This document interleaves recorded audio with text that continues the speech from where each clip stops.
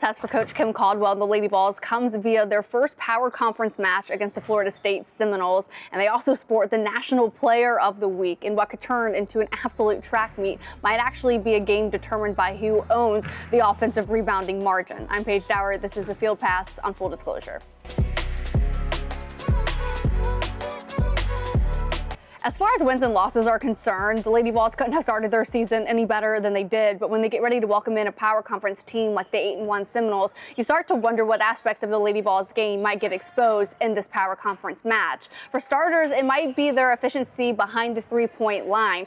They've got a couple of games that were not great percentage shooting-wise from the three-point line, a couple other games where the percentage shooting was a little bit better behind the arc. So you look at their last game, they took a season-high 41 attempts from the three-point line, but they converted their second worst percentage at 24%. So you start to look at that and you're like, maybe they just need to not take as many shots behind the three-point line. Are they rushing the shots? Are these shots just on fast breaks, or is it a lot of inside out movement? Well, it's the latter. That's why you're not as concerned with that 24% margin, because the shots did come from great passing. It came from offensive rebounding. So then you're inside out. It wasn't necessarily on all of these fast breaks, but it's that moment where you're looking at the offensive rebounding that actually might help their three-point shooting a little bit better, because Coach Kim Caldwell says, you look at the first three games, she's like, maybe we shot better, but I didn't like our shot selection.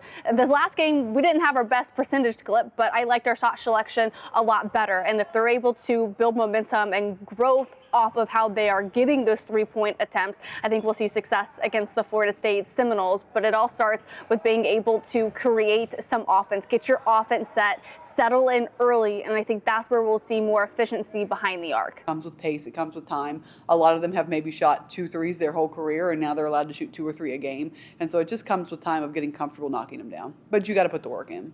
Secondly, we know this game will be a track meet. These are two programs that are averaging about 95 points per game to start the season, although the Florida State Seminoles have sustained that clip a little bit longer, being 8-1 on the year. And when you're thinking about wanting to slow down your opponent, that probably would be a huge key to the game, right? Well, not necessarily for Coach Kim Caldwell-led team. She loves the fast-paced game. We know that specifically when we see timeouts called or the game being stopped because of a foul, and it just kind of disrupts the flow that they're able to build before they're, subbing in and subbing out. So it's not necessarily, oh, how do we slow down Florida State? It is about getting good defensive stops, and that's where you hope this game is tailor-made for Talaysia Cooper, because we see so much of her defense feeding into her offense in the form of steals and turnovers. So hopefully we see a lot of that. But she says getting those defensive stops really might come in the half court. But she also knows that her team has to be resilient. She says that this game is likely going to be a game of runs. So how are the Lady Vols going to respond when the run's going their way? How are they going to respond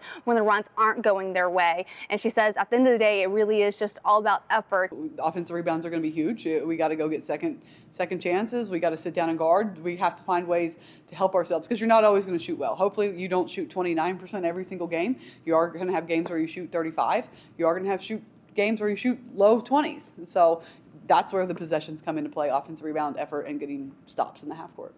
The third challenge, of course, is going to be Tanaya Latson, who's the National Player of the Week. She has a number of double-doubles on the season, just had a triple-double. She leads the nation in scoring with 26 points per game on average. So stopping her will be the biggest point of emphasis for this game. As Coach Kim Caldwell describes it, she says she's dangerous everywhere. Dangerous everywhere, and so we're just going to have to put our best defender on her, try to be in the gaps. She's hard to slow down. So a huge challenge for the Lady Vols coming up on Wednesday, and what Coach Kim Caldwell calls a very big measuring stick for this program. So you hope they can get their get-back win like they did against MTSU earlier this season, but with a win in this ACC-SEC challenge. I'll have much more on the Lady Vols in a post-game report on Wednesday. As far as tonight on Tuesday, the men are also partaking in the SEC-ACC challenge against Syracuse. So I'll have a post-game report on that game as well tonight, probably again around 10:30. But thank you all so much for watching. Please like, subscribe, and I'll talk to you guys in a few hours.